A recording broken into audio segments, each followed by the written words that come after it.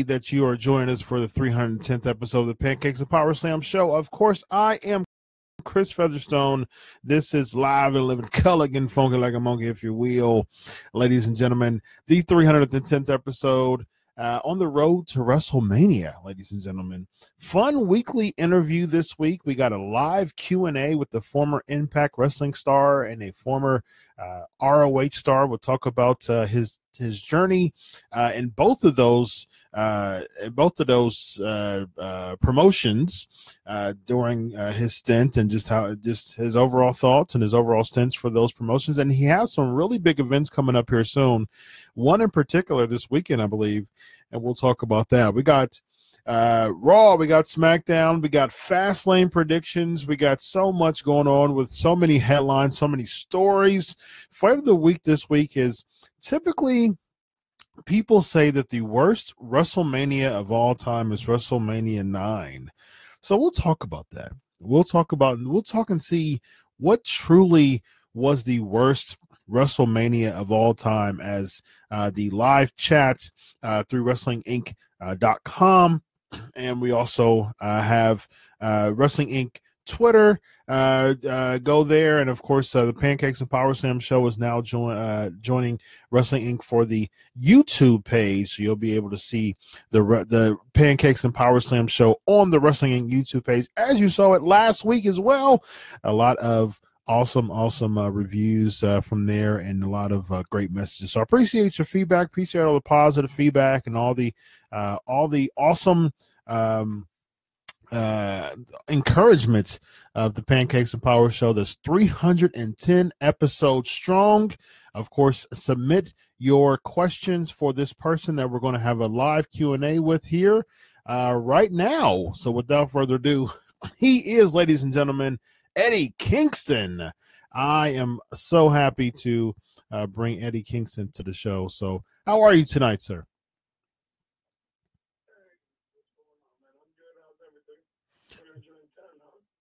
Yes, 310 episodes. It'll be 6 years here in a few weeks, about 3 or 4 weeks. It'll be 6 years on the show altogether.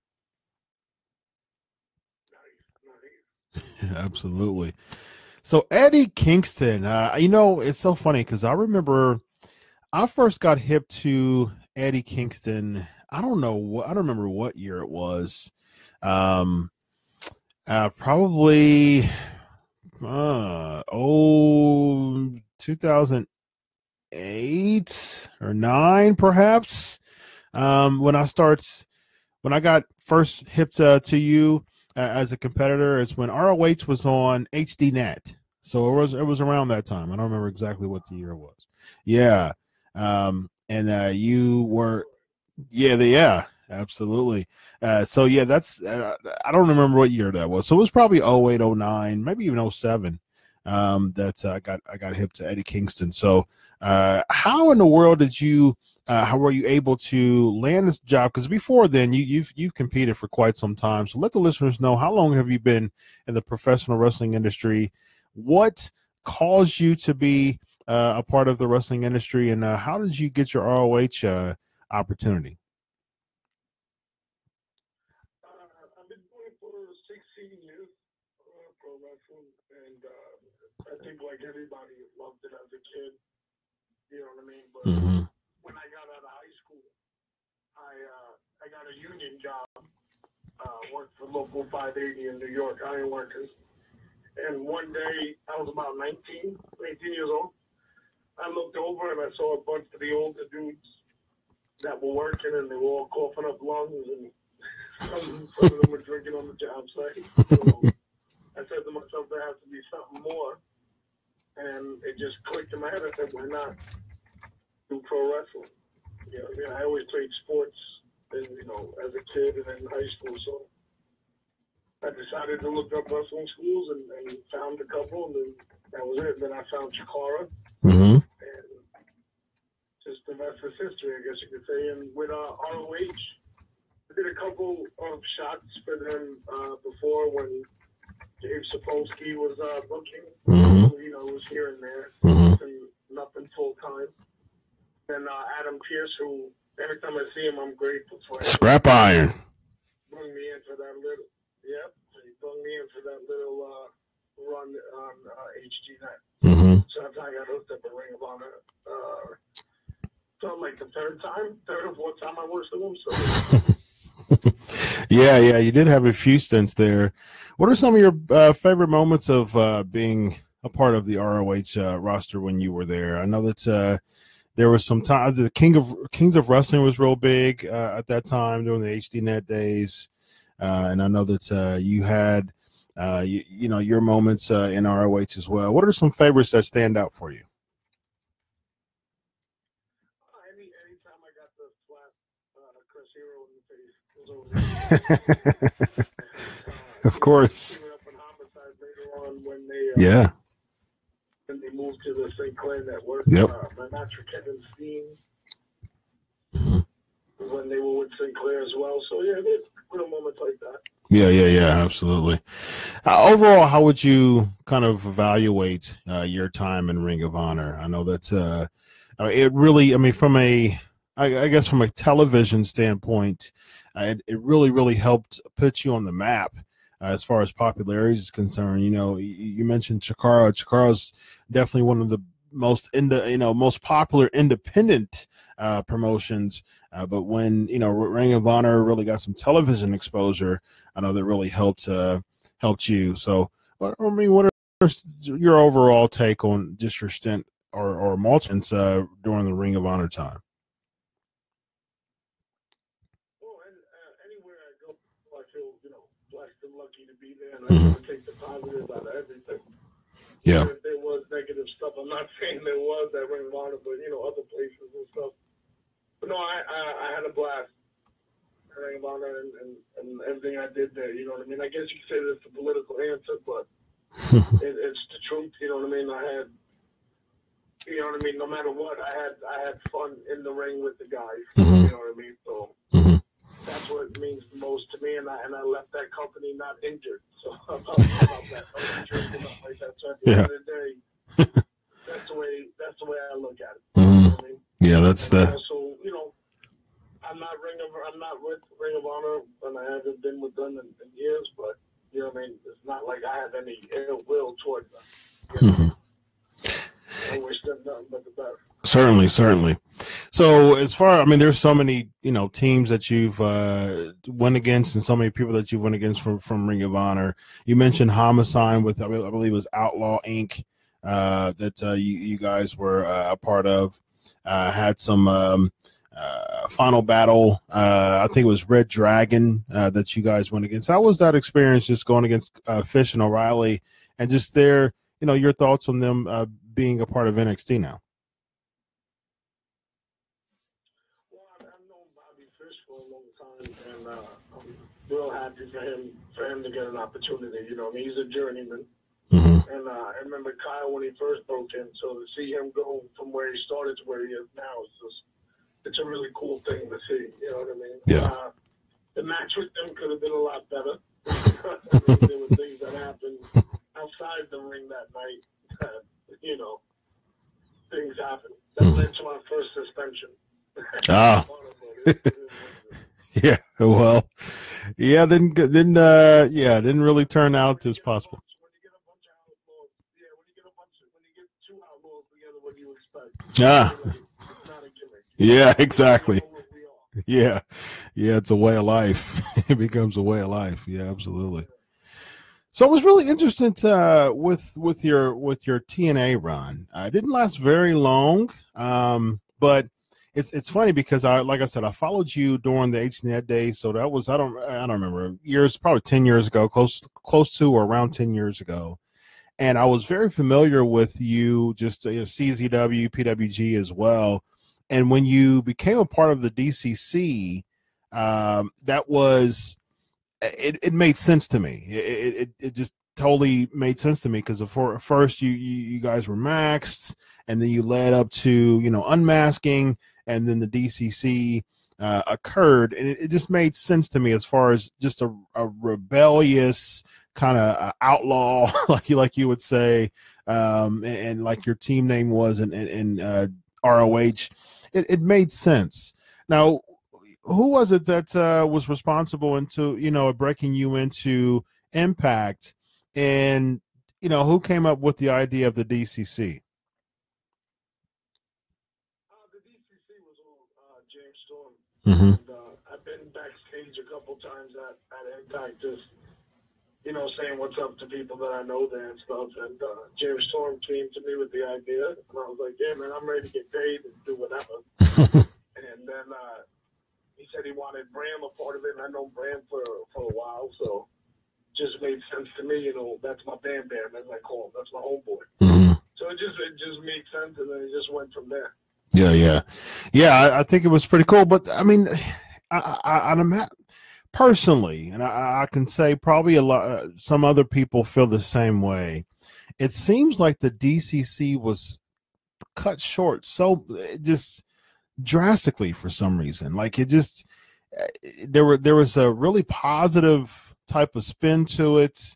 The masking, and even the part of the unmasking, it still kind of works as far as just the mystique of it and just a rebel type of nature. What was it that caused it to be just to go like a sharp turn? Because like James Storm kind of made a babyface turn, broke away from the DCC, and just went back to the whole cowboy gimmick. I remember. What was it that kind of caused that turn? Was there some issue with creative? Was it just somebody from the back that just wasn't really invested into anymore? What happened there? Real plain and simple. It was a change in management. Mm. When that happens, when there's a change in management, they're gonna do what they think is best. Mm-hmm. And they thought splitting up the DCC was the best for their vision. So it was really nothing really crazy, nothing really too deep. You know what I mean? It was just the new management had a different vision, and that was it. Yeah. So I mean, how your tenure there didn't last long after that? It just kind of, did you get right? So with the change of management, was it that? Did they write you off? Were there discussions of using you more, or was it just a short deal from the first place? Oh no, it was just a short deal. It was a year deal, and Mm-hmm. When the DCC broke off, like I said, management had their own ideas, and the new management had their own ideas that they knew where to go. Mm-hmm. You know what I mean? And granted, now, if you would have talked to me a month after all this went down, you'd probably be hearing a totally different story. I New Yorker would have been coming out of me, you know what I mean? But after so long and sitting back and thinking about it, this is just part of the business. Yeah. You know what I mean? Mm-hmm. Yeah. And the business plan, it's a business plan. Or like I like to tell people, it's like a football playbook. You know what I mean? We had this one playbook when the one management was there. Mm-hmm. We had their playbook, and DCC was part of that playbook. That makes sense. So was Eddie Kingston, so was Bram, all that stuff. Well, when the new head coach, aka when the new management came in, the new playbook came in. Mm-hmm. And we just, me and Bram just didn't fit their new playbook. Now, again, like I said, if you would have told to me a month afterwards, I probably wouldn't have took this interview a month afterwards. I would have probably buried myself really bad. You know? Yeah, time heals wounds. You told me beforehand, it's a PG show. You would have to, believe me a lot. You know what I mean? But, yeah, heavy editing. Yeah. It is what it is. It gives it time heals all wounds, and also just sitting back thinking about it, I'm like, well, it was their move, it was their decision, they were in charge, and I can't get mad about that because that's part of the business.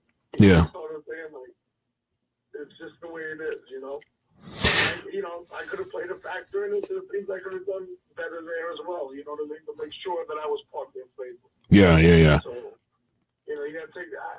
I can blame management all I want, but guess what? At the end of the day, I gotta look at myself and see what I did wrong or whatever. So it's a good point. That's what it is at this point. Yeah. That's definitely a good point. Absolutely. Was it a matter of so this is the end of 2017. So this was the Anthem transition, right? Yeah, Anthem came in, you know what I mean, and they they came in with their own guys, and they have their own vision. Mm-hmm. You know what I mean? And I can't knock it. You know what I mean? Like I said, man, sitting back thinking about it, I was like, well, yeah, I would have. Yeah, no, I get it. I would have done the same thing, or I would have done this, or I would have done that, you know? Yeah. Now, ego-wise, I would have said, put me on TV and I'll make you money. That's the ego talking. But, you know, I can definitely see their point and their side of things, you know? Mm-hmm. And that's just the bottom line. I'm not in charge. They are. So right. They make the decisions, you know? Absolutely. Absolutely. Yeah, that's definitely a very mature and professional way to to look at it. I applaud you for that. And yeah. That's what I was going to. Yeah, I was going to say. You know, it's good that you know, we didn't speak at the end of last year, a few months ago, about it, because I'm sure it would have been much different.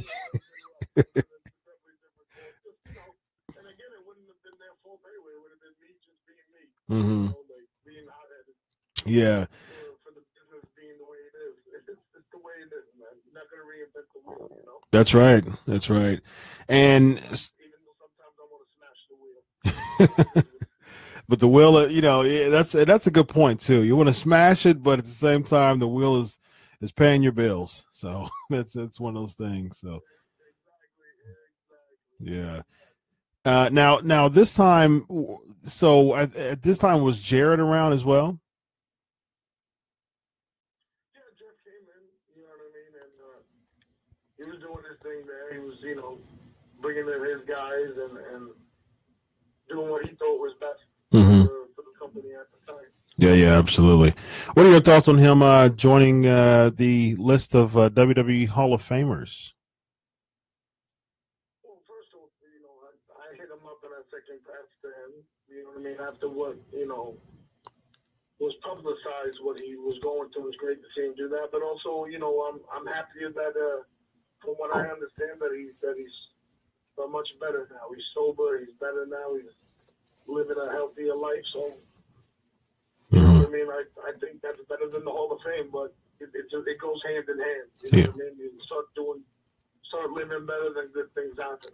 You know. Yep, absolutely. So, just happy for him that, like I said, happy for him about the whole thing, but even happier about his personal life, getting everything together. You know. Absolutely. Got a question here. Speaking of Impact, current Impact wrestling star Alberto El Patron. There's some talks of him potentially going back to the WWE. Your thoughts on WWE trying to negotiate some stuff with him? Have you worked with El Patron, and what are your thoughts on him possibly going back to the WWE? No, I didn't have the opportunity to work with him, but a couple of my friends have worked with him or worked against him, all that stuff. Why not? You know what I mean? The dude's a superstar. Why not? Why wouldn't you want him on your TV product or on your wrestling show? Yeah, absolutely. He looks like $1 million. He can talk. He can go in the ring. It's been proven, you know. Yeah. People can say whatever, man. The proof's in the pudding, you know. I tell everybody, the proof's in the pudding, man. You can say whatever. This guy, that guy, this guy, that guy. But if the guy goes in there and gets people's attentions and draws people in and all that stuff, you can't knock it. You know what I mean? Yeah. I think the biggest criticism that people have with El Patron is just the seemingly acrimonious relationship that he's had with WWE, and just will this time be good? So I'm sure that you're familiar with just being an emotional person that you are. How is it working deals? You like the segue here? How is it working deals with just people? I mean, how does that work? I mean, how does that look like as far as just making deals, just as far as Impact Wrestling is concerned? You know, ROH. You competed for two of the biggest companies, in America. How does that usually work? And has Eddie Kingston built a positive or a negative reputation as far as promoters?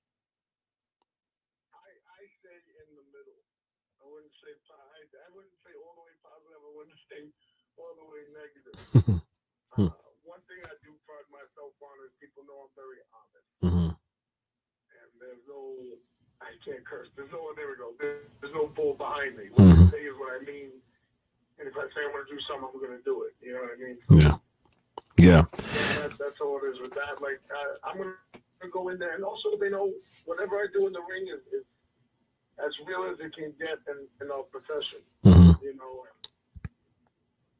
I just go out there, man. I give everything I got, and I've been doing that for 16 years. And I don't regret nothing.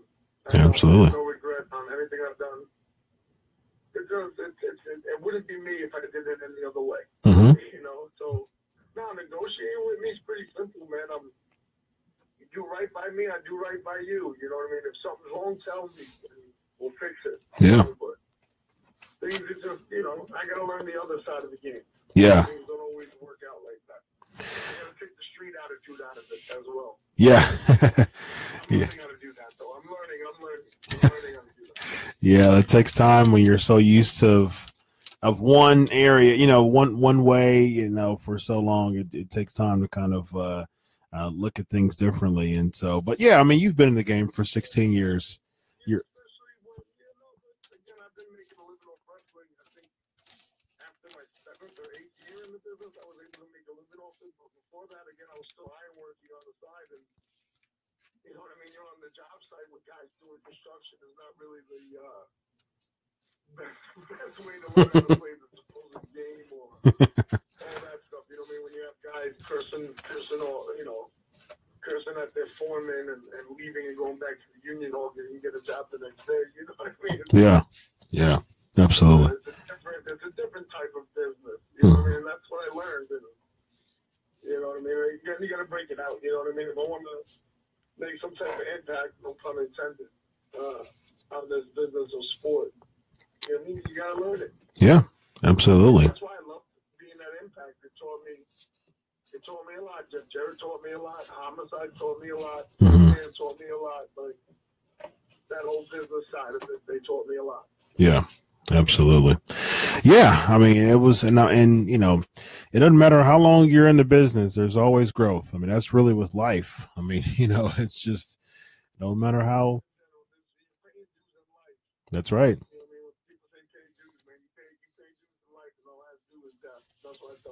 Absolutely. That is absolutely correct. 100%.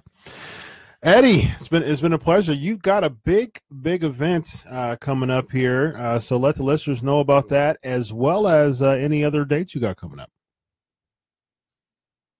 Yeah, March 10th. I'm in for AIW. I guess you could say they're like the EC, almost like ECW-ish. In Ohio, and they're going to be in Akron for the first time. And I'm taking on the Akron's prodigal son, you know, Dom, the little judo BJJ shooter guy. And you know, I mean, that should definitely be fun. People in Akron should come out, check out AIW. I know they're on Twitter and all that. And then the next day, I'm in Atlanta for Atlanta Wrestling Entertainment, AWE. You know, they should go check that out. And if they want to follow me or check me out, go to Mad King 1981 on Twitter. I think that's what it is. I don't know if it's Mad Kingston or Mad King 1981, one of those two. And Eddie Kingston 81 on Instagram. I'm on that thing more than Twitter anyway. Perfect. I like pictures. I'm a picture guy. You like pictures? But yeah, you can follow me there. And yeah. I don't read books unless there's pictures of them. And then you can follow me there, see what I'm up to, see what's going on, where I'm going to be at. You know what I mean? I'm busy. I'm the independent, still grinding, still doing my thing. Still learning, still looking for something. I don't know what, but it's something. I'm gonna challenge you, Eddie. You've been in the game for 16 years now, and I'm sure you've never used this line in a promo. So I'm challenging you to do this. The next promo or whatever promo that you have within the next month or so you don't forget, you have to use the line, I don't read books unless there's pictures in them. You got to use that line. I definitely will. I will find a way to get that in there somewhere. Yes, and if you Yes, and send the video to me, and I will share it. And yes, I'm looking forward to that. Have somebody video. I'm sure everybody, there's videos everywhere of events that you have when you use. Exactly. Exactly. So when you use that line, I don't read books unless there's pictures in them. Let me know, and I will laugh hysterically and share it. No, of course, man, of course. I also just want to say one more thing, man. Yeah. Anybody out there knows Davey? If anybody out there knows Davey Vega or follows him on Twitter, all that stuff, do me a favor and harass him for me. I'm a real bad person. Get on him. Be sure to. There you go, ladies and gentlemen. That is the emotional side of Eddie Kingston.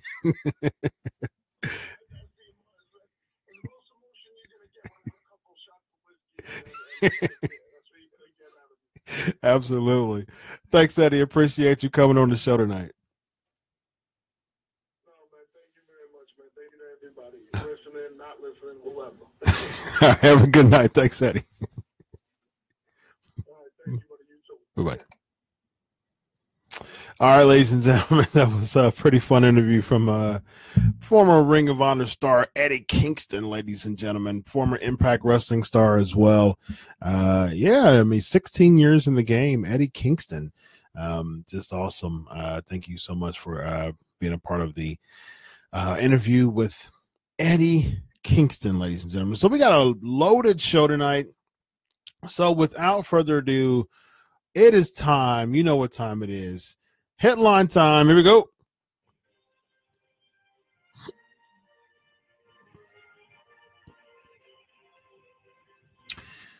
So, Hillbilly Jim is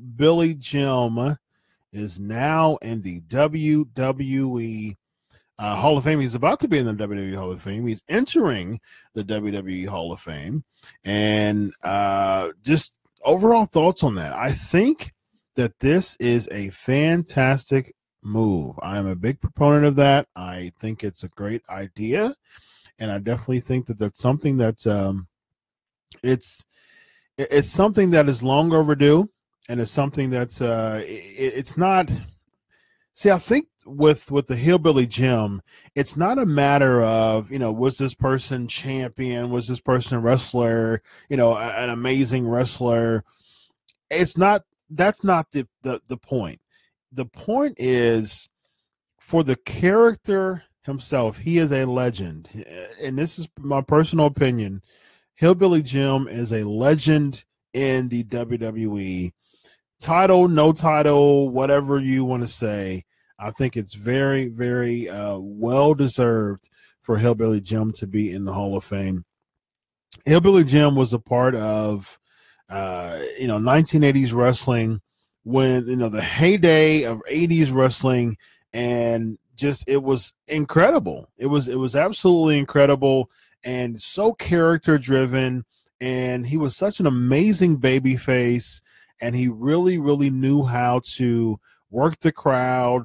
I remember when I was a kid, I always wanted a horseshoe necklace, a horseshoe chain necklace that Hillbilly Jim had, and he would always kiss that horseshoe chain necklace. And I remember I had one of those thumb wrestler dolls of the Hillbilly Jim, and it was absolutely incredible. I had a bunch of those thumb wrestling dolls, and I had a ring. And I remember that it just lit up my day that Hillbilly Jim, among others, was a part of my collection of WWE figures, the thumb wrestling figures. And I had a bunch. I had dolls and bigger figures than thumb wrestling figures, but it was just so amazing that Hillbilly Jim was a part of my collection. And yeah, I mean, he was definitely legendary in the making. He was, to me, he was really instrumental in really helping just develop the excitement and intensity of the WWE back in the 80s. Yeah, he wasn't, part of some, elaborate storyline. He had some times with Andre the Giant He had some other feuds as well, but it wasn't really about that. When it came to Hillbilly Jim, it was the fact that he was legendary.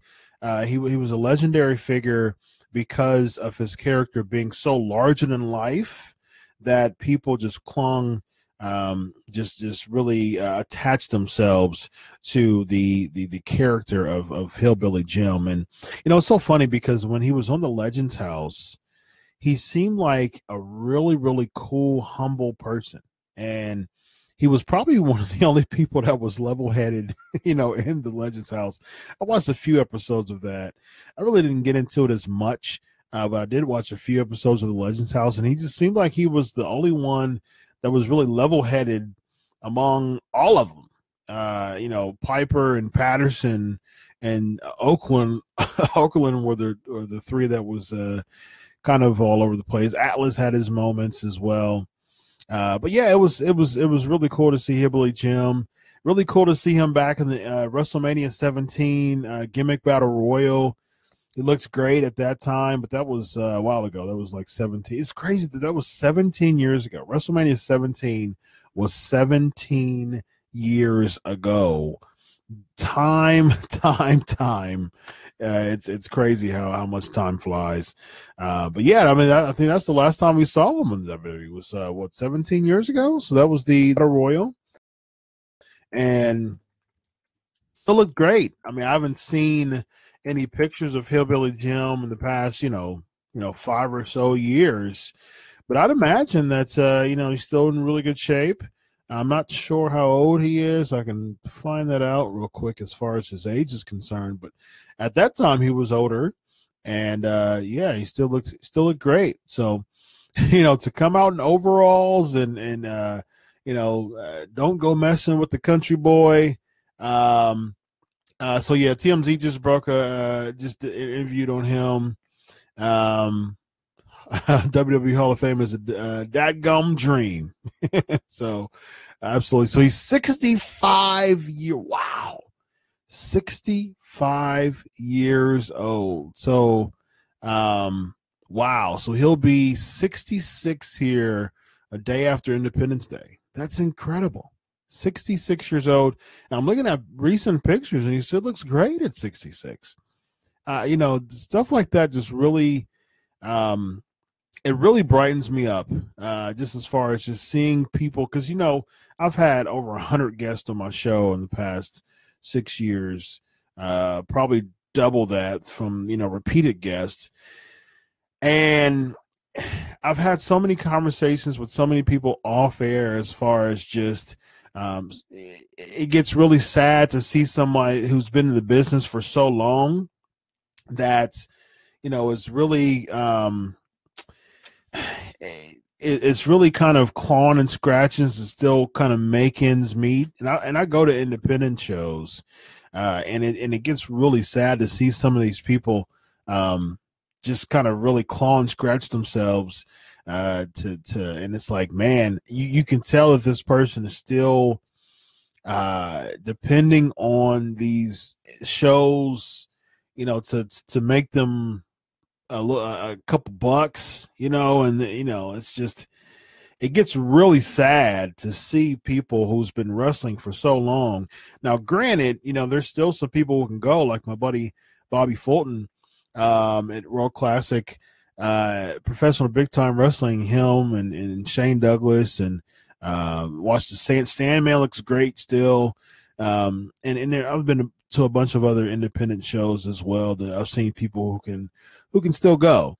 But at the same time, you still have other people who, and some other shows that I've been to that looks quite sad, and I'm like, man, I just really wish that you would retire and save and do all that good stuff, and I just riotously spend your money, but at the same time, and they look, very sad, and it's like I feel empathetic, or sympathetic towards them. But with Hillbilly Jim, it just seems like he's just living and loving life. He had, because here's one good thing about Hillbilly Jim. Hillbilly Jim didn't. I mean, he knew his place. He knew his place in the sport of professional wrestling. He knew not to overdo it. He knew not to be involved, just, and oversaturate his gimmick. His gimmick was so strong back in the 80s that he didn't oversaturate it by going to WCW, and just having some type of heel turn or, just doing something just way odd, with his gimmick. He stayed tried and true. He was introduced by Hulk Hogan. He was a country boy from Muttlett, Kentucky, and he stayed his course. And he was so good at what he did that he became a legend because he didn't alter the legendary status and his character that was so big. And I, mad respect for that. Mad respect for that, because, you have so many people who, and rightfully so, if this is your deal, if this is your livelihood of professional wrestling, you have to be flexible, to be able to make those decisions to, become a face, become a heel, go here, go there. I understand that totally. I totally understand that. I've been a pro wrestling journalist for almost 10 years now, actually over 10 years now, and I get it. I totally understand just, people being flexible. I have many people in the wrestling business who are wrestlers now, who are still very flexible with just their gimmick and things like that. So I understand. I understand. However, people like Hillbilly Jim, who looks like an anomaly. He's big old just country boy. With the overalls and the horseshoe necklace, big old country boy, Hillbilly Jim, and that's somebody who created a character that was a lasting impression to people. People remember Hillbilly Jim from their youth, and he created a legend. Of course, WWE, basically created it, but he was available, and he played the part very well. So, I'm looking forward to it. I'll be attending the Hall of Fame, and I'm really, really looking forward to just his speech and, who's going to induct him. That would be interesting to see. And now I think that brings an even interesting topic, because it seems as if it seems like Hulk Hogan has to induct Hillbilly Jim, right? I mean, with all of the craziness and turmoil that's going on with Hulk Hogan, it would make sense if he inducted, Hillbilly Jim in the Hall of Fame. But then you say, does that mean an unofficial return for Hulk Hogan? I mean, even if it's a one-off, it just would make sense if Hulk Hogan inducted Hillbilly Jim I honestly can't think of anyone who's still alive who would be a suitable replacement to induct Hillbilly Jim into the Hall of Fame, except for the person who brought him into the WWF storyline, brought him into the WWE, brought him in the business. They wrote in the storyline, and he got him from the crowd and kind of trained him and, showed him the ropes. And I honestly don't think anyone else should do it but Hulk Hogan. It makes perfect sense. And then you have so many stories of Hulk Hogan, and is Hulk Hogan back? Hulk Hogan's going to induct Hillbilly Jim in the Hall of Fame. Does that mean a return?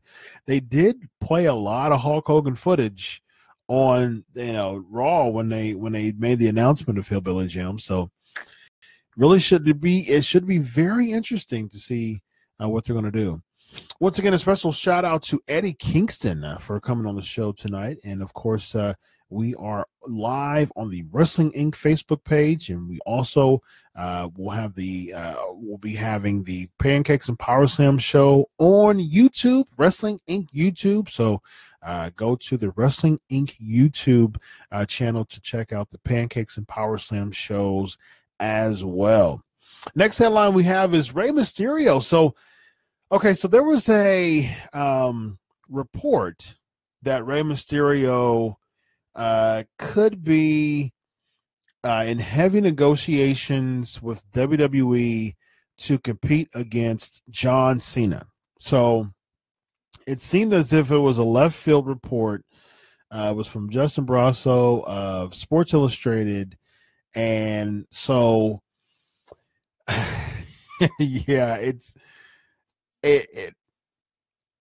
not going to happen most likely. But, well, unfortunately with Rey Mysterio, he's injured. I think it was a bicep that he tore for an indie show. I think it was like Northeast Wrestling, if I'm not mistaken. I think he was teaming with Flip Gordon, and he injured, I think it was a bicep, maybe tricep, but I think it was a bicep. So, I mean, torn bicep, torn tricep, that's, if it's a complete tear, so if it's a partial tear, we'll see. I mean, of course, as information continues to unfold, but he potentially missed out on his big break to have a big money match against whoever it was.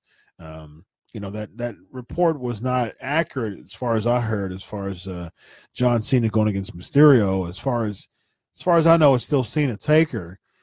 But if he was kind of priming himself and grooming himself to be on the WrestleMania card, I'm sure that there was somewhere to put him.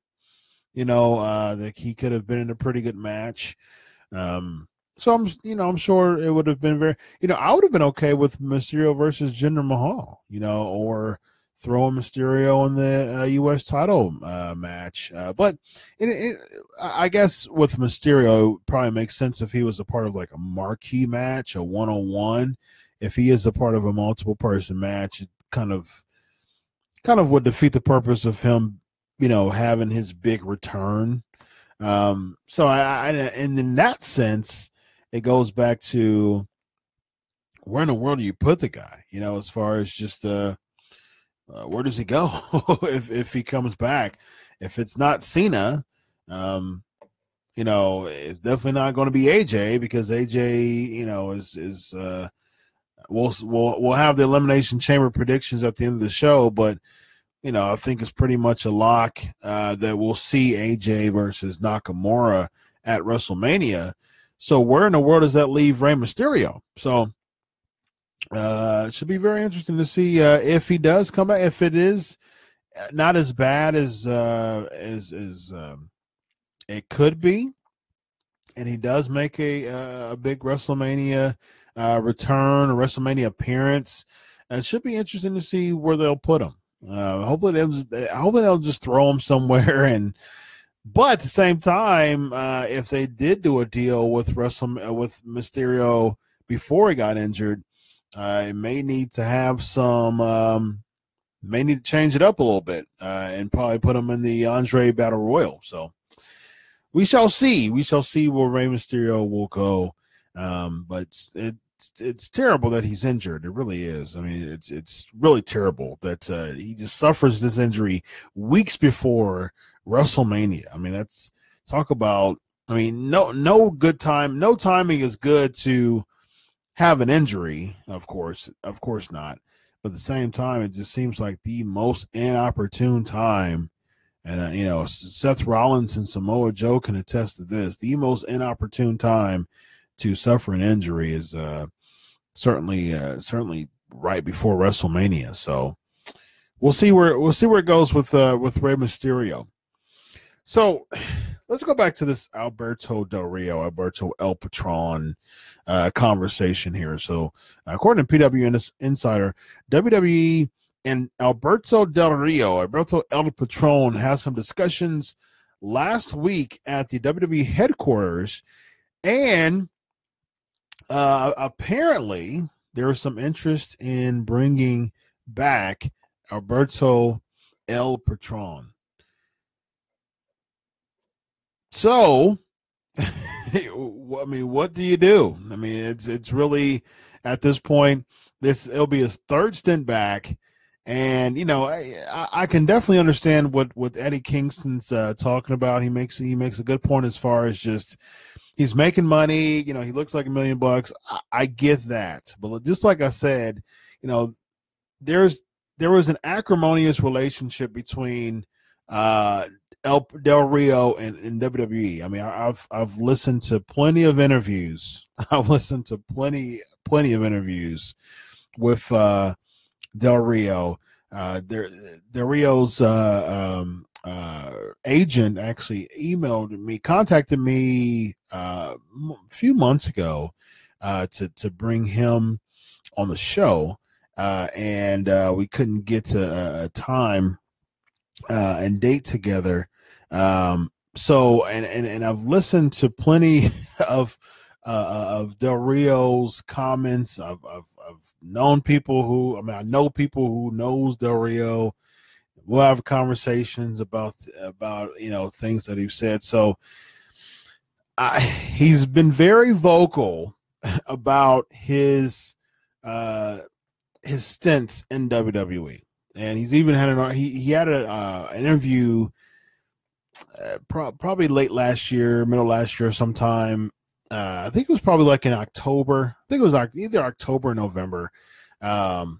He had an interview saying that he can make more money or makes more money competing in the independents than he does in WWE. So, if this is true and he was actually, meeting with WWE over, over some possible returning, here's my thoughts on it. What happens if the same thing happens for the fourth time, for the third time? He had, a very successful stint in 2011, won the Royal Rumble, main event. Well, he was a part of a main event at WrestleMania. Then it kind of took a turn to the left when he didn't win his WrestleMania match, nor did he win I think it was like an Extreme Rules ladder match that when Christian won, his championship, World Heavyweight Championship. But then he won the Money in the Bank. He cashed it in to beat Punk. So, he had a good feud with John Cena over the title. So, he's had the title 4 times in WWE. I think he won the World Heavyweight Championship twice, and I think he won the WWE Championship twice, if I'm not mistaken. So he's had quite a, successful WWE career. It's just that, he wasn't a big fan of just the way he was utilized toward the end of both times. He came in, defeated John Cena to win the U.S. Championship at the Open Challenge, for a second stint. And then, that led to multiple losses against Kalisto and the League of Nations, which was probably one of the most worst put together factions that the WWE ever had. So, it would be interesting to see if Del Rio comes back. It really would be to see. And where do you put him? You don't put him back in the main event, do you? Del Rio back in the main event. However you could with the brand split, because the split wasn't around the second stint. I think that if you put him on SmackDown, I think he'd be a really strong heel on SmackDown, a main event heel on SmackDown. But at the same time, SmackDown has plenty of heels. So, SmackDown has plenty of heels. Do you put him on Raw? Do you feud him with Roman Reigns for the Universal Championship? Not quite sure about that. So, yeah, it'll be interesting. Let's see. Yeah, 2-time WWE champion, 2-time heavyweight champion, World Heavyweight Champion, 2-time U.S. champ. So, 6 single titles run in WWE, and so yeah, he had a pretty good career there. So I think he'd be totally fine there. Trivia question: who won the Intercontinental title at WrestleMania 8? How about that? Quick in your face. Trivia question there that came from nowhere. All right, next headline. So Gronk, New England Patriots, Rob Gronkowski. Further speculation of him joining the WWE, and he's he could play the celebrity factor. I definitely don't. He's not as big of a name.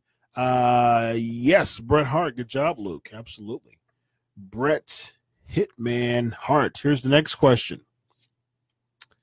Here we go.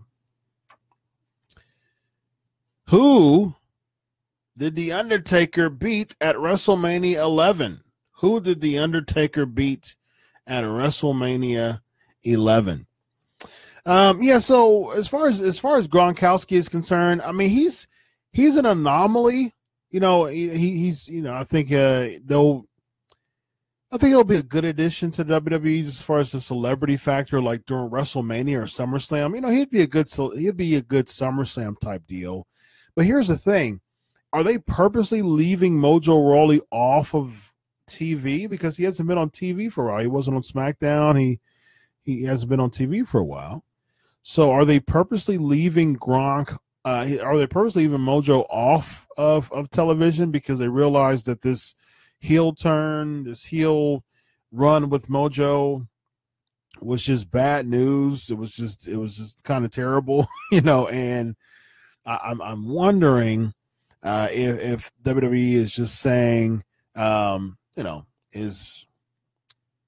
we going to save Mojo for Gronk? Because if Gronk comes in as, if he signs a contract with WWE, it would make perfect sense for him to be aligned with Mojo Rawley, and they can't do it as heels because coming in as a celebrity and coming in as a heel.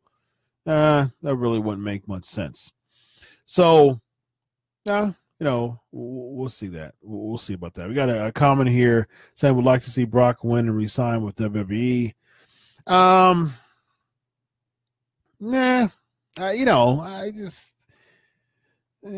don't think so.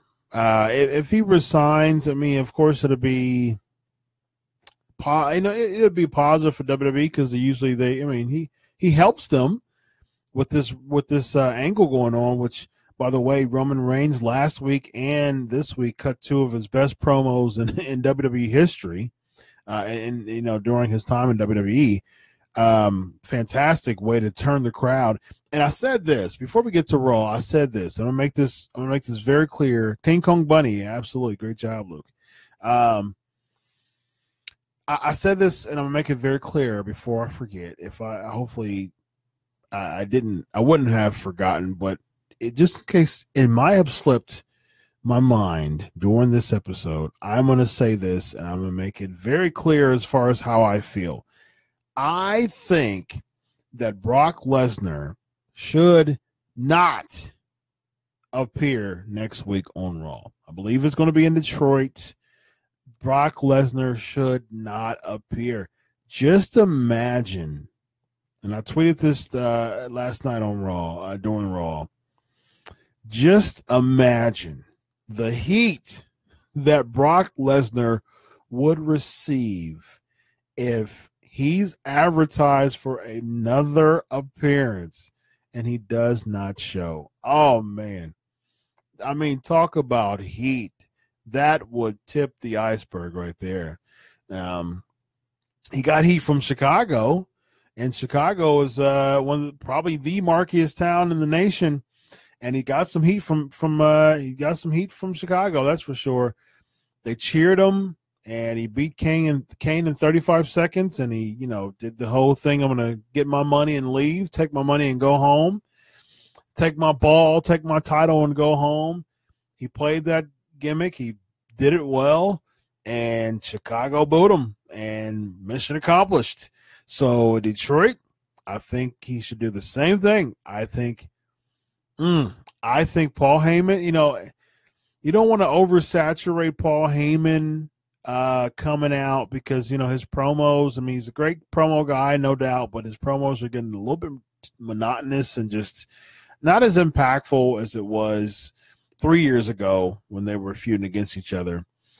But I tell you, if Paul Heyman came out next week, Roman Reigns comes out, cuts a promo, Paul Heyman comes out, cuts a promo, and says something like, the reigning, defending, undisputed WWE champion is not here today. Oh, the place will erupt. It just, they have to do it. They have to do it. If you, WWE, if you are listening or if you are looking right now, look at me, WWE. You must do this. You must do this. You must not have Brock Lesnar show up in Detroit next Monday on Raw.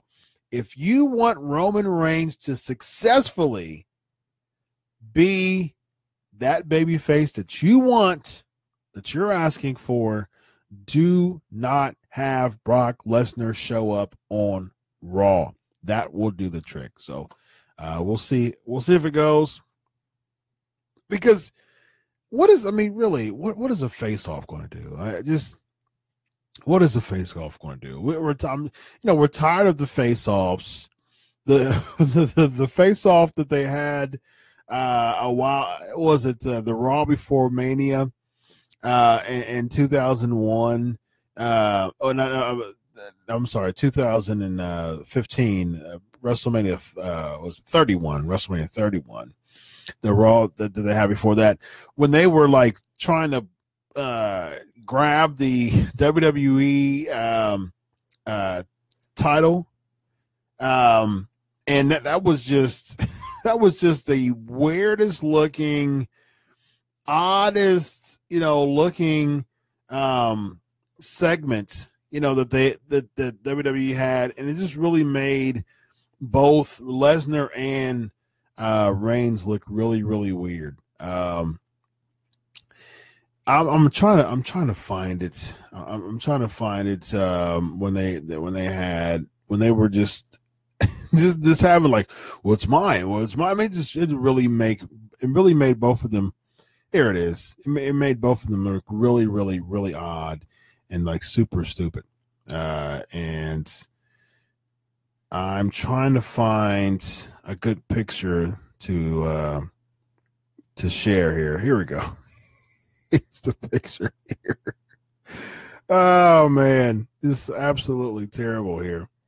I'm going to pull up the image here, and I'm going to pull it up, and I'm going to show it. I'm going to do my best to show this image here. Here it is. Here's the image, ladies and gentlemen.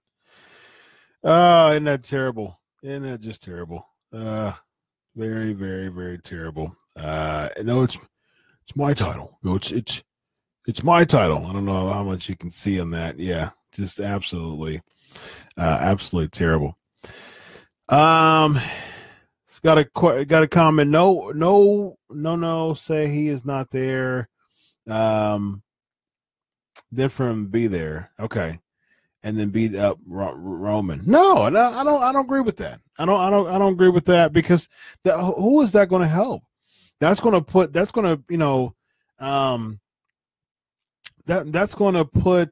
don't think that's really going to put heat on Brock. I really don't think that's going to put heat on Brock, because at this point you're thinking about changing the game. Putting the pops on Roman Reigns, and that's what the plan is. So we'll see. We'll see how it goes. But if you do that, though, if you say, hey, he's not here, and then he rushes him from behind, that could leave an impression. But at the same time, I think that would take away from the whole part of him not being there. The heat is not in faking that he's not there and him just not appearing. The heat is what Roman Reigns was saying, that he just doesn't care. I don't want to be here. I'm just taking my ball and go home. I'm taking my money. I'm just here for the money. I don't care about the sport. I don't care about the fans. That is the angle that they're doing with Brock Lesnar right now. So if he says, if Heyman says, okay, well, Brock Lesnar's not here and he shows up, I don't think that will really draw heat because Roman Reigns, you know, people are booing Roman Reigns. So if you want to get him cheered, don't put the emphasis on Roman Reigns. Put the emphasis on Brock Lesnar, because we're already going somewhere here. We're already going somewhere positive here, that the fans are like, whoa, wait a minute. He's got a point there. You know, when Roman Reigns, they were cheering the fact that he had a point. He had a very, very valid point that, oh, wait a minute. He's only had 5 pay-per-view matches, you know, since WrestleMania, and he's been champ for about a year, rarely defends it, and doesn't make appearances, just comes in and goes out. I'm here, you know, every day, busting my butt. I've got a family blood, family heritage. Brock Lesnar just comes in here, does whatever he wants to, comes and goes, and that's it. But if he's like, okay, well, Heyman's like, well, he's not here again, that's kind of planned. I mean, it makes it seem less of a shoot. It makes it seem like it's all kind of gimmicked. But if he just doesn't show up, I mean, it's one of those things like Roman Reigns is like, see, I told you. Now, if he shows up on the Raw right before I get you and I like your point, I appreciate that. And I think I think that you want to, like I said, that you want to keep that heat on Brock Lesnar. I mean, you just want to.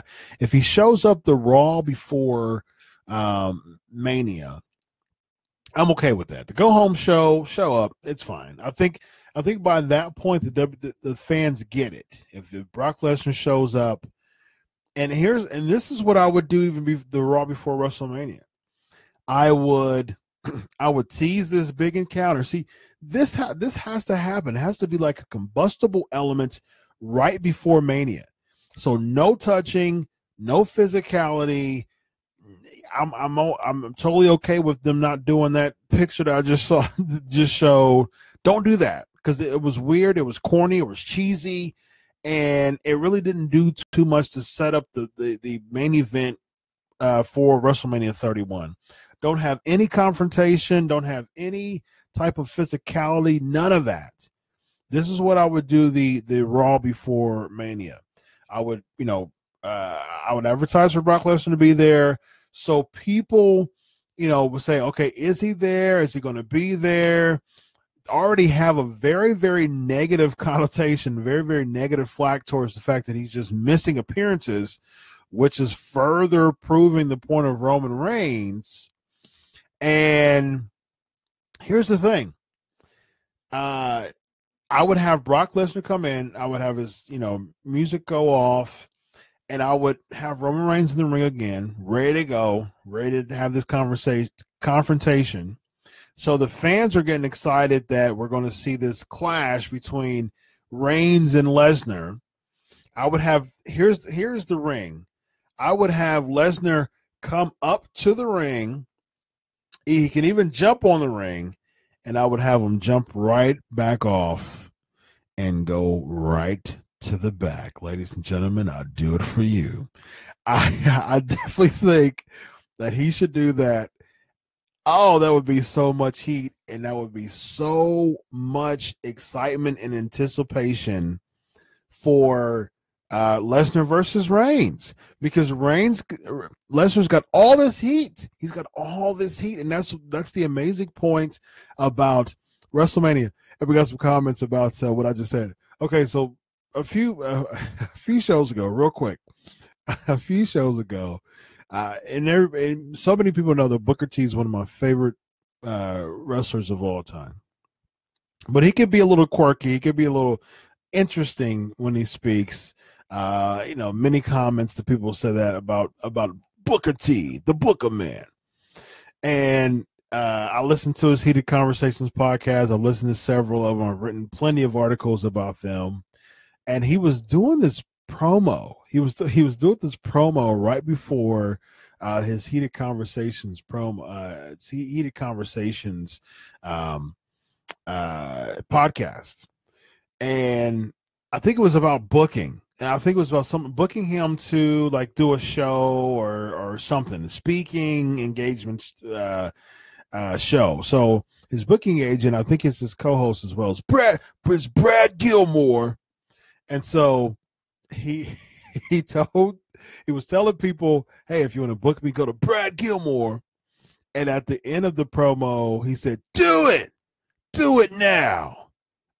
Do it for you. And I just thought I busted out laughing when I heard that, because I'm thinking in my head, what in the heck are you talking about, Booker T? I thought it was hilarious. And it fits in so much of what people talk about, just his quirkiness and like, what in the world are you talking about? Do it now. Do it for you. And so that's like a running joke on the Pancakes and Powerslams show. I haven't said it in the past few weeks, but I'm so glad that I remembered to say it again. And that's and that that the whole Brock Lesnar thing.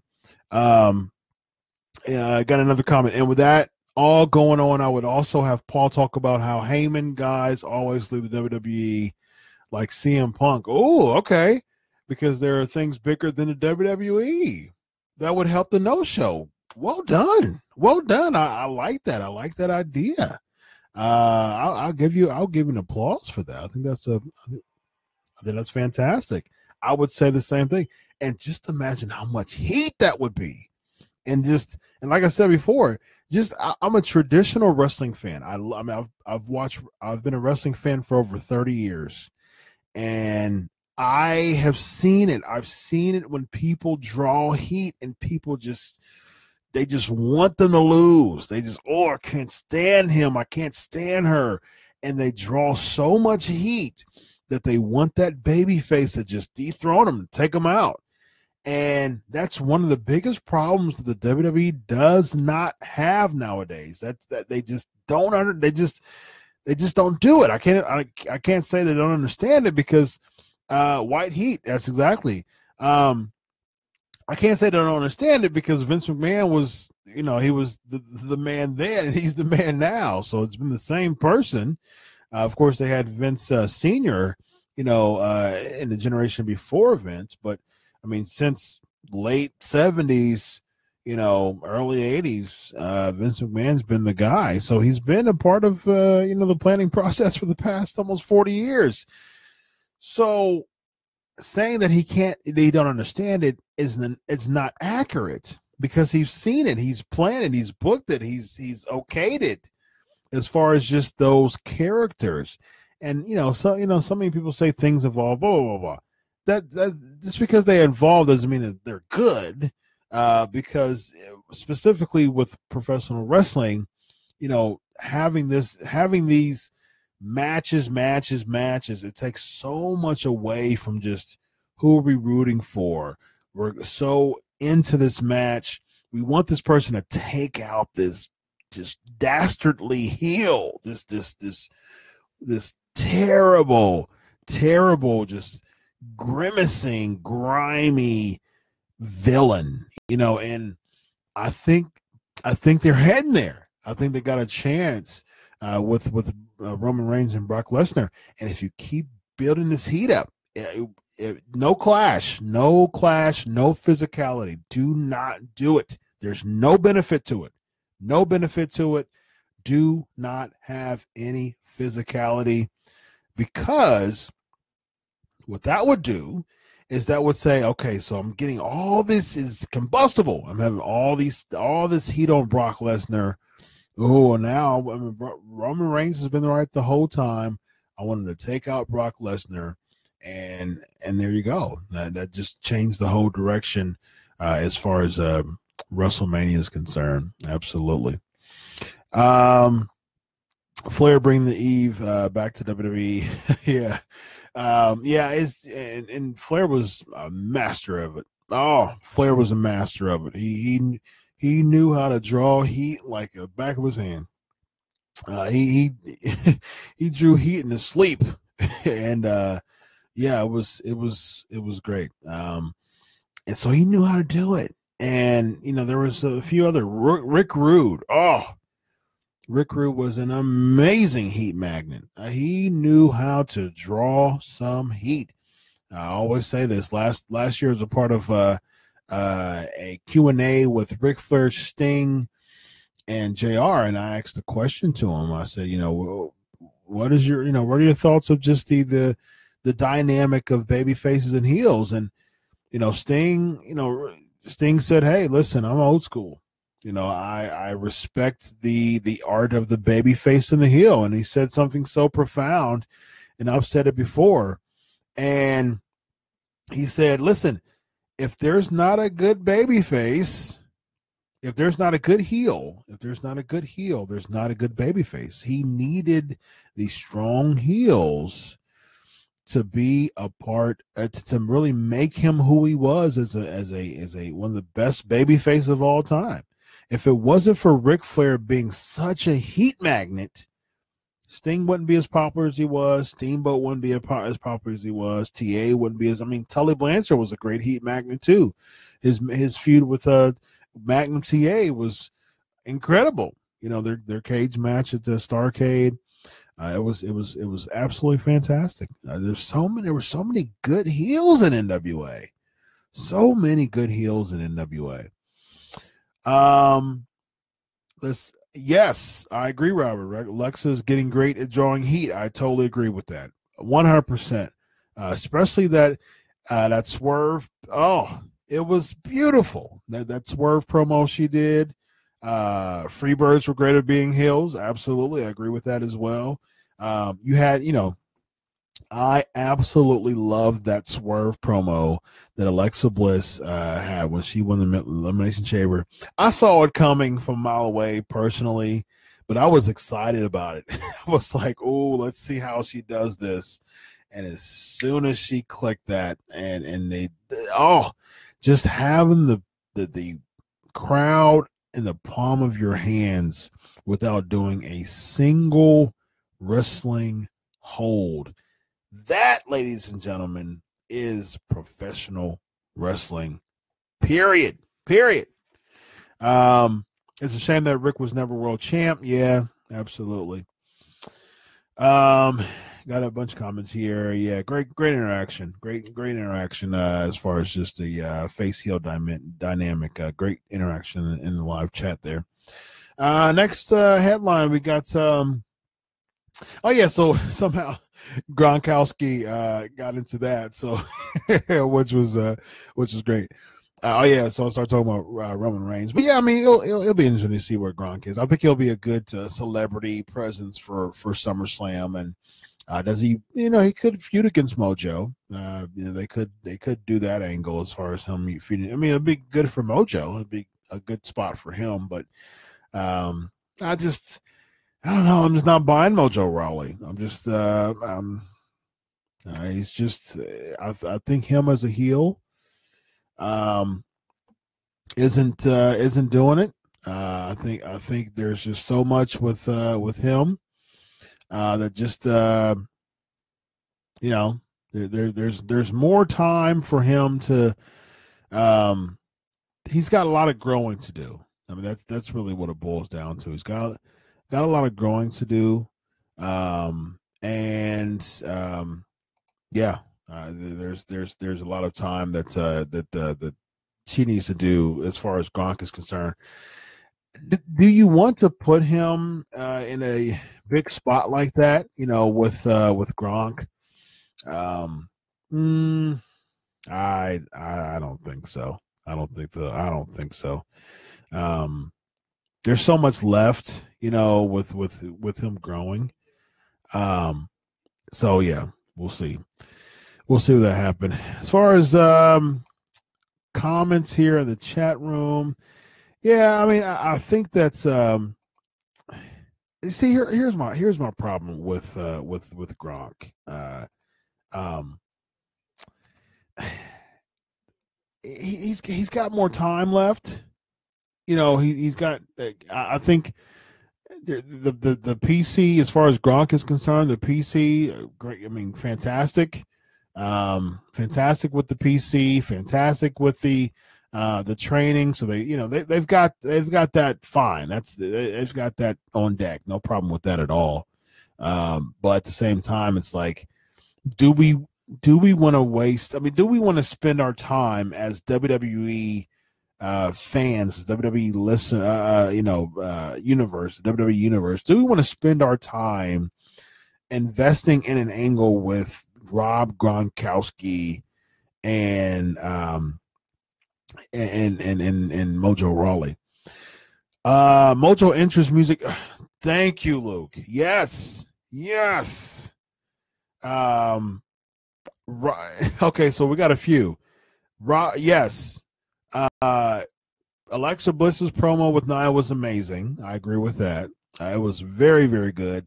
The only thing, we'll talk about Raw here in a minute. The only thing, I don't want to see Nia Jax versus Alexa Bliss. I mean, I don't think they should make Nia Jax a babyface. I think she's a great heel. Keep her heel. I definitely don't want to see a heel versus heel at Mania. I think that would be a bad idea. You lost against Nia Jax to get on Raw. And then, to get on the card, the main event, and then you lose against Asuka again. And so I'm just not a fan of that. I don't think Nia Jax should be. I don't want to see that. I don't want to see Nia versus Alexa. Nia Jax is a baby face. She better turn heel very quickly if she turns babyface for Mania. I don't want to see her as a babyface. Okay, so that was a good comment. And then Mojo Entrance Music is horrible. Yes, I agree. I've said that before on my show. I think Mojo Rawley's entrance music is probably the worst entrance music in WWE, period. It's terrible. How in the world are you going to develop a strong heel? He made a heel turn. How are you going to develop this guy into being a strong heel if his entrance music is horrible? It is absolutely horrible. Nothing about his entrance music screams villainous heel. None of it does. It's terrible. Got a comment, Granny. How about the no-win record for Kurt Hawkins and his new T-shirt? They're so bad. Yeah.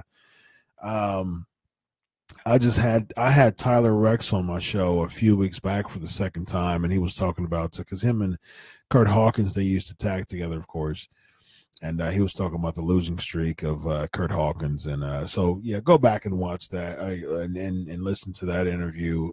And as far as him sharing his thoughts on that, and I agree with them too. Just it takes a lot of patience. Kudos to Kurt Hawkins to be, this is his WWE career, ladies and gentlemen, to lose over 150 times without winning a single match. And yeah, wow. It's quite sad. All right, real quick. Young Bucks. So Young Bucks tease a match with Sheamus and Cesaro. King Kong Bundy. King Kong Bundy is the correct answer. I think we already figured that out. Real quick, here's another trivia question. Who retained the WWE Championship at WrestleMania 11? Who retained the WWE Championship at WrestleMania 11? Yeah, so Young Bucks teasing a match with Sheamus and Cesaro. It's pretty interesting that they're kind of writing this out as far as WWE is concerned, allowing it to happen, because the WWE, Chris Jericho said this on his podcast. I forgot who he was. I forgot who he was interviewing, but he was talking about how WWE is very serious about that. Like they pay attention to Twitter accounts of their competitor, of their wrestlers, of people who are wrestling under the WWE umbrella. They pay very close attention to that, and so saying that saying that is and doing that, kind of doing the whole thing But in all fairness, though, it wasn't. Sheamus kind of cast out the invitation, which is also a very interesting WrestleMania angle, an open invitation for the Raw Championships. You know, they got a month left. The month left that can lead up to some very interesting things as far as who's going to be the championship. Bubba Ray Dudley, he responded to it. He said the Dudley's picture, put the Dudley's picture on there, and he kind of unofficially accepted the open invitation. And it'll be interesting too because the Dudleys are going to be inducted into the Hall of Fame. So do they go against? So they get inducted in the Hall of Fame. The ceremony is Friday night because NXT is Saturday night. So Friday get inducted. Sunday they compete against the Bar for the titles and become 10-time champions. That would be quite interesting. And they officially retire together, and then they have a Raw Tag Team Title tournament. What the heck? Just what the heck? Send everybody home happy. I'm sure there's other options as far as I would be more interested. I mean, in these months, like May, June, those are usually two of the off months as far as WWE, as far as resetting things and just kind of getting to the thick of things as far as just the restart of the pro wrestling year. The reset button comes in April. And then so the end of April, May, and June are usually the 3 months that's are kind of like the off season of the WWE. You got a comment, Devon is out of shape. Didn't call the Hardys to call out the New Day while in TNA. I think calling out that would be kind of they beat the New Day though. So their biggest thing is we beat all these teams and there's nobody else left. So they beat the New Day. So yeah, we'll see. We'll see if they have a team that they haven't, because they beat the Hardys last year. They won the titles from the Hardys. So a team that they didn't beat, I don't think they beat the Dudleys. So, but I mean, like the comment, Devon is he's a WWE agent backstage. He doesn't care a lick about wrestling anymore, which I totally understand. He's paid his dues and he's eating well. He's eating well, and spending some time as an agent. So I don't know. It's interesting. Young Bucks responded to it. I believe it's Nick Jackson that said that they're available on that day. But here's at the end of the day, this is what it's going to lead to. It's going to lead to nothing, which is smart for Nick Jackson because it's causing a lot of talk. So yeah, that would be interesting. Here's the thing. They signed a 2-year contract with ROH. It's up this December. So just contractually, they can't do the match. And so it's not going to happen at WrestleMania. But I mean, it helps the Young Bucks. I mean, they've got that All-In event coming in September. So it helps them with the publicity. So kudos to that. I got a comment. They haven't beat Sanity or the Authors of Pain. I want to see Authors of Pain or Sanity against War Machine before either of them get called up. I can see Authors of Pain, but I don't. Do you give the Authors of Pain the titles their first day of Mania? I don't think you do that. I don't think you give them the titles right before, like the same day of their debut. I don't think that they're strong enough. I mean, they look the part to just be champions their first day, of coming on the at Mania. But do you give them the titles? See, you wouldn't want the Bar to beat them because that wouldn't make sense. But do you have them win the Raw Tag Team titles their first night? Very interesting. Very, very interesting to see how that goes. Authors of Pain would make a perfect team, as far as just a dominant team that's, we've beat everybody, but the Authors of Pain, come up. But you still have that Dusty Classic. And so we'll see. We'll see. Authors of Pain could be. I don't think Sanity should be should be it.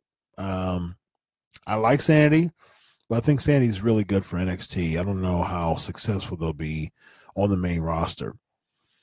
All right, so real quick, let's get into Raw and SmackDown.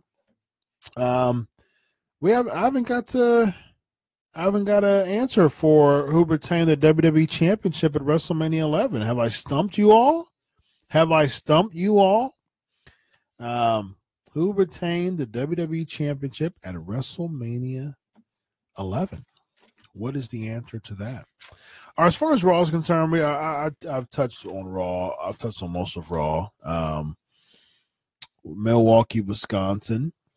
So real quick, Angle and Triple H, Stephanie and Ronda Rousey, the mixed tag. So Angle, Rousey versus Triple H and Stephanie. I know for Triple H and Stephanie it's cool because I don't think that they're a married couple. They're the Authority. Is there Diesel? That's correct. Diesel is the correct answer. Great job, Diesel. So Stephanie and Triple H, they didn't do it through the Authority angle.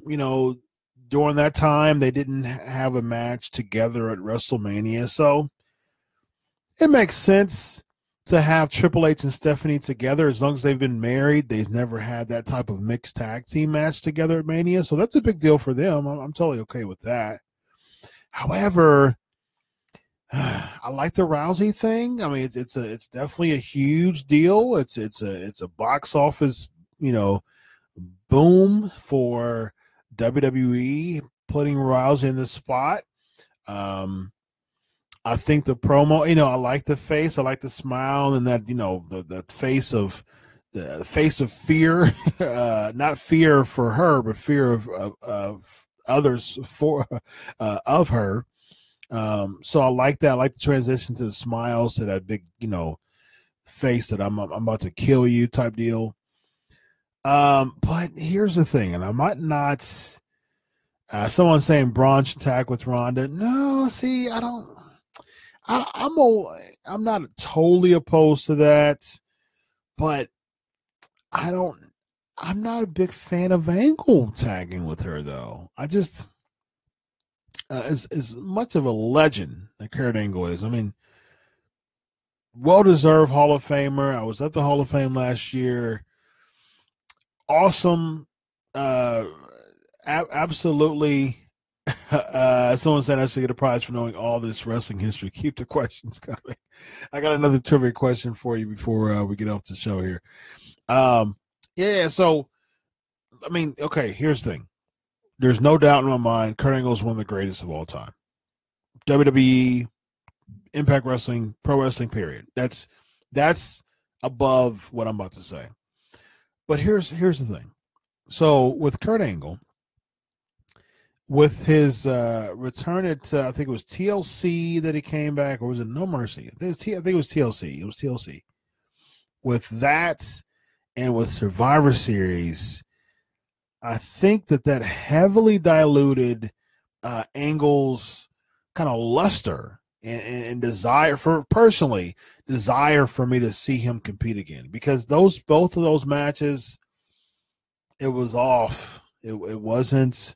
I understand he's getting older now. He's just about 50. I think he turns 50 this year, if I'm not mistaken. So 50 years old, and okay, can still go at 50, but I mean, of course, he looks older.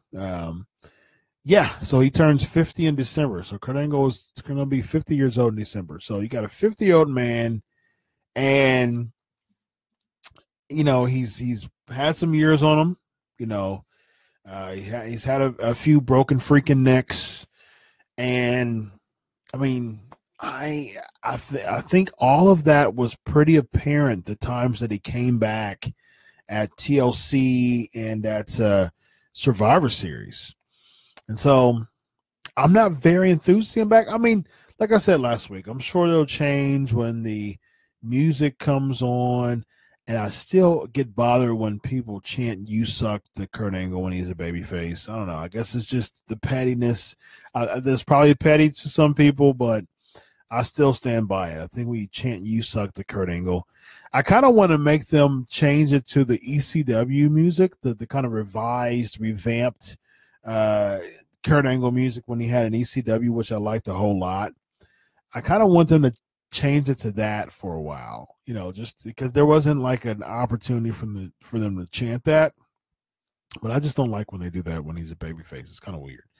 But at the same time, the music is, you know, legendary. The pop will be huge. But I mean, Ronda Rousey, someone's going to have to carry Ronda Rousey, you know, as far as just experience is concerned. Now, I've seen videos where she's been training. You know, with the exception of the 2 past losses in UFC, she was a monster. She trained her butt off. She's an amazing trainer, amazing fighter. We get that. We get the intensity that she has as far as her training is concerned. However, you know, she's green in the ring, you know, so MMA and in pro wrestling, as far as endurance training, as far as just training, hitting those ropes and all around, much different, you know, than MMA. And I've trained for both, actually. I've trained for both pro wrestling. I did freestyle wrestling. I trained for both that, and I trained for MMA. And personally, it's a difference. So we'll see. But I'm just, you know, I'd prefer, of course, The Rock would have been the best option. But you know, they don't want to, filmmakers and all that, you know, they don't want to make him hurt again like he did a few years back. So, and then, you know, my pick for the past few weeks has been Bobby Lashley. I think Bobby Lashley would have been a really, really good choice, but they're not. They're deciding not to do with that. As far as the rest of the Raw is concerned, it'd be interesting. I'm interested in the Bayley Sasha match. We'll see how that goes. We'll see if that's locked in for WrestleMania. But I'll be totally fine with that. This will be the first non-gimmicked singles women's wrestling match ever, I believe, without a title. No title, non-title singles women's wrestling match. I think this will be the first one ever. So if that happens, so it'll be really interesting.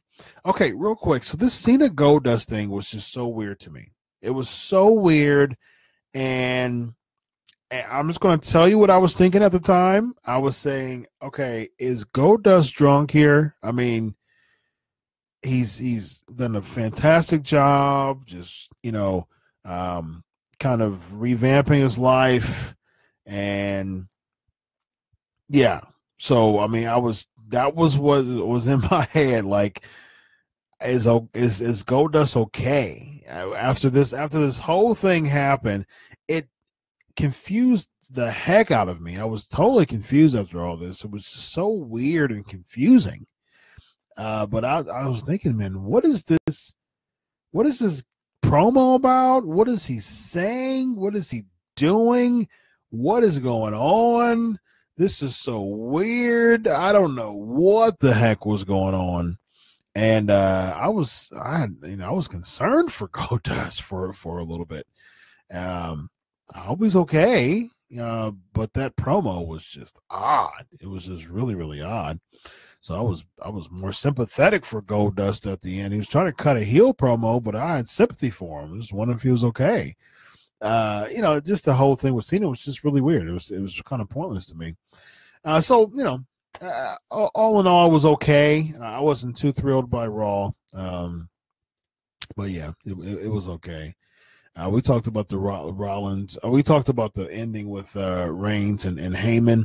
I like Rollins and Miz versus and Balor for the Intercontinental Championship. I think that'll be a fantastic match at WrestleMania. I'm looking forward to that match. Bray and Matt, the compound thing, it should be pretty interesting. Like I've said before, Bray Wyatt he has this thing about just continuing to have this long, drawn-out feuds that leads nowhere. And I don't know, maybe I have a soft spot for Rhino, but what the heck?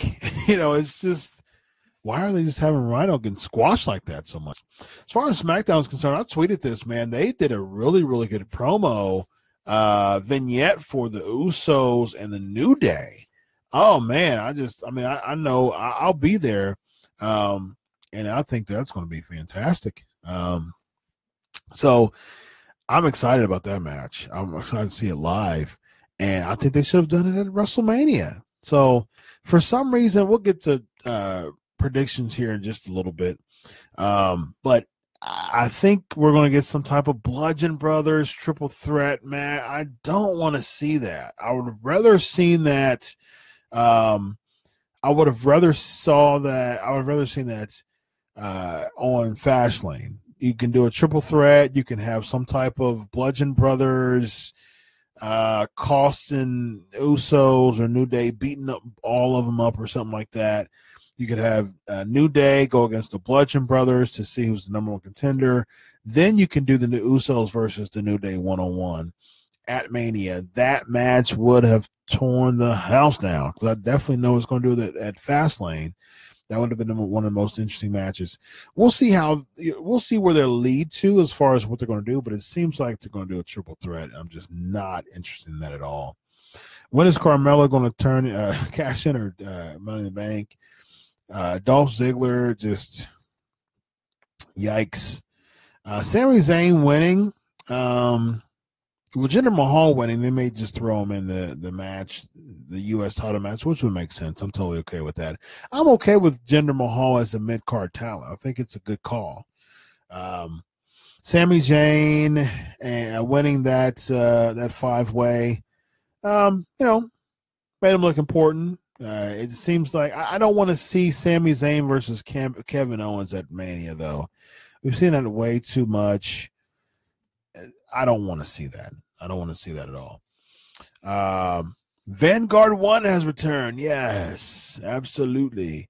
I wouldn't mind seeing Ronda turn heel at Mania and having a Heyman manager. Yeah, I wouldn't mind seeing that either. Yeah, I'd totally be okay with that. Cena versus Goldust in the backlot brawl. Absolutely. Raw needs to go back to 2 hours. Yeah, I agree. Raw needs to go back to 2 hours. If they make the deal with Fox Sports, I mean, Colin Cowherd came in. I think was it SmackDown last week? I believe it was. He was in appearance. There were some other Fox executives there to watch it. That's the reason why they beefed it up so much and had Cena versus Styles. So if they do this Fox deal, that would have to be 2 hours anyways, because they have their news, I believe, the 10 o'clock hour. So it would be 2 hours. So if they do this Fox deal, hopefully so, we'll get 2 hours again. Vanguard 1 has returned. Yes. All right. Trivia question. What was the main event of WrestleMania 11? What was the main event of WrestleMania 11? All right, so let's get into the flavor of the week real quick before we get into the Elimination Chamber. Not Elimination Chamber, Fastlane. Elimination Chamber was last month. Before we get to the Fastlane predictions, let's talk about the WrestleMania 9. So just your thoughts. Do you think that WrestleMania 9 was truly the worst WrestleMania of all time? Do you think that WrestleMania 9 was in fact the worst WrestleMania of all time? So we're going to talk about that at the flavor of the week. We'll see. We'll see your thoughts on it and see how you feel about it. As far as was it truly the worst? Why does it get so much flack? Why do people crap on WrestleMania 9 so much? And we'll get your thoughts on that with the flavor of the week here. WrestleMania 9. Yeah, I As far as how I think about it, we'll see. drum roll for how I think about it. We'll be right back.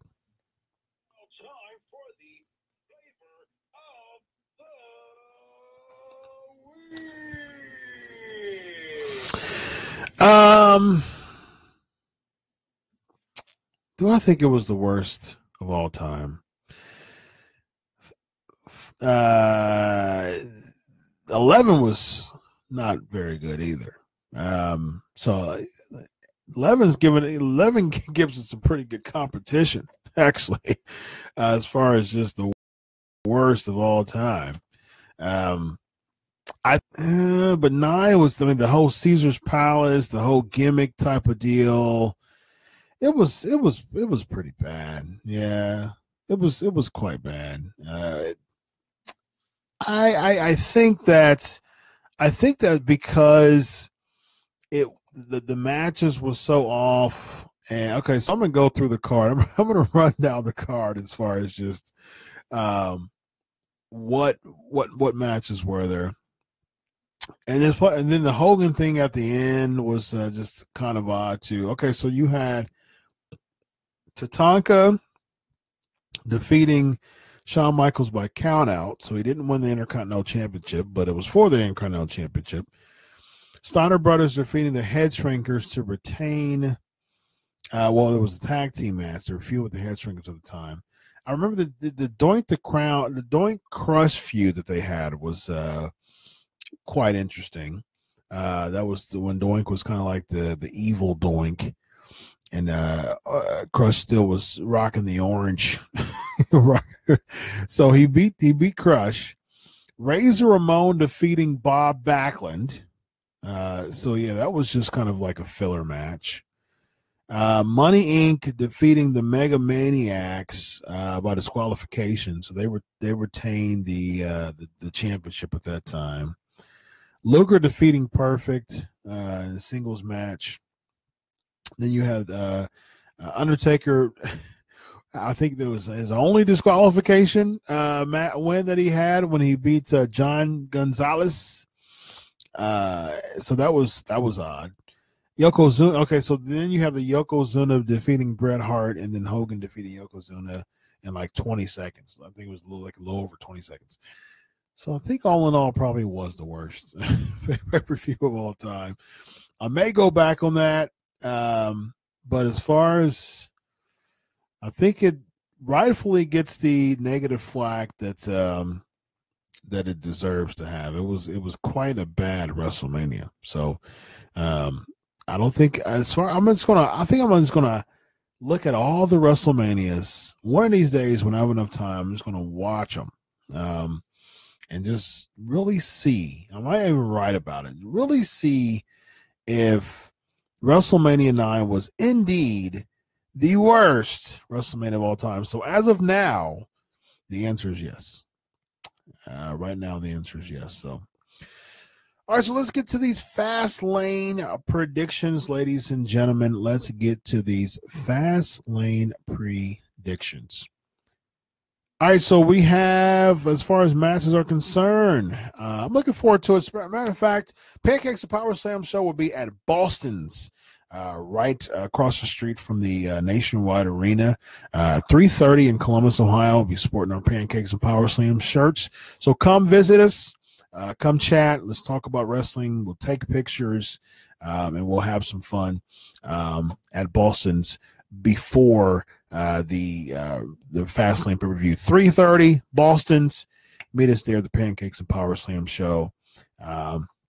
I'll be there. Let's talk wrestling. Let's eat some good food, and let's go over some talks about WWE Fastlane with the Pancakes and Powerslam show. Once again, we'll be at Boston's at 3:30. The restaurant Boston's 3:30, across the street from the Nationwide Arena. 3:30, right before Fastlane on Sunday. All right, so we have, let's see, Becky Lynch and Naomi versus Natalya and Carmella. They just threw this match together on SmackDown. I've got the baby faces, Lynch and Naomi. What this leads to, maybe a multi-woman match. I have no clue where this leads to. Let's see. Someone saying the best is 17. Yeah. Someone saying 20 is the best. Yeah, it could be. Seven. What was the worst to you? Do you think 9 was indeed the worst? That's my deal. Do you think that WrestleMania 9 was the worst of all time? So it'll be interesting to see your thoughts on that. See if it was the worst of all time in your opinion. So who else we got? We got Charlotte versus Ruby Riott. I kind of threw this together. I've got Charlotte winning this. Good spot for Ruby, good opportunity for Ruby Riott. I don't really see anything else for Ruby Riott when it comes to just her. Yeah, I don't see anything else for Ruby Riott when it comes to just. It's a good opportunity for her. I mean, I'll say that much. The promo that she had wasn't very good, unfortunately. She's trying, at least there's some type of explanation of why the Riott Squad formed after the promo that she had with Charlotte. But really, other than that, nothing much. Nothing much for her. So I got Charlotte winning. I think it's just totally a placeholder. Totally a placeholder feud with Charlotte and Ruby Riott, just to see. And here's the thing: this is what I think may happen. I think that Asuka may be appearing at the end of the match between Charlotte and Ruby Riott. So I think that there could be life in this SmackDown Women's title picture. So yeah, because it's not been pretty good. It's not been very good at all. So yeah, we'll see. So I've got Charlotte beating Ruby Riott. I've got Usos and New Day. I don't see a clean finish here. I see the Bludgeon Brothers. I see them attacking both of them. So we'll probably have a bet. As far as Bobby Roode and so Jinder Mahal is added into it. Triple threat now. I think that Roode retains. Yeah, I think that Roode retains, and somehow we'll have these people involved in at Mania as well, maybe with a fourth person. And then, of course, AJ Styles wins the six-pack challenge. I'm pretty sure that was. So we're getting. So I'm getting a bunch of people saying 2 is the worst. Okay, WrestleMania 2 was the worst. Interesting. Well, I felt, what was that? Was 2 Piper T? Piper Mr. T was WrestleMania 2. The boxing match between 2 was the 3 stadiums, weren't it? Yeah, I think 2 was the 3 stadiums, if I'm not mistaken. So yeah, some people saying 2. Got people saying 2 being the worst, huh? So 2 being worse than 9. I'm not quite sure about that. Because what was Hogan Bundy? Was Hogan Bundy 2 as well? Yeah, wasn't 2 Hogan Bundy? Because 4 was when Savage won. I think 5 was the Mega Powers Explode. 6 was Hogan Warrior, right? Yeah, Hogan Bundy was 2. Then the Bulldogs against the Dream Team. And then T and Piper for the boxing match. So, I'm still going 9. I don't think 2 was as worse as 9 was.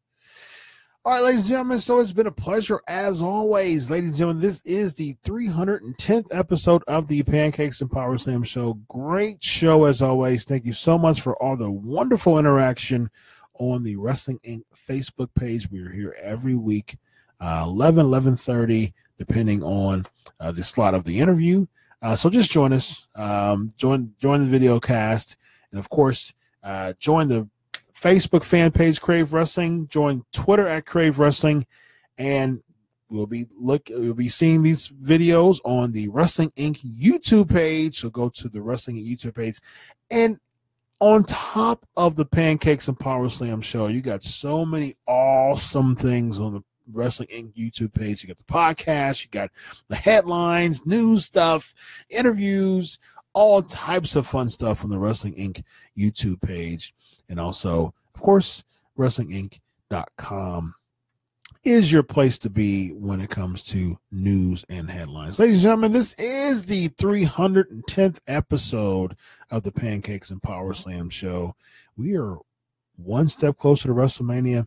I'll be at Fastlane, ladies and gentlemen. We'll be at Boston's across the street from Fastlane at 3:30. Come join us. Come join the Pancakes and Powerslam show. We'll be having some fun, eating some good food, talking some wrestling. So come join us at Boston if you are attending the Fastlane pay-per-view. Until your Wicked Wrestling, ladies and gentlemen, until next week, enjoy your Wicked Wrestling. God bless you all. Have a good night, and we'll see you soon. Bye-bye.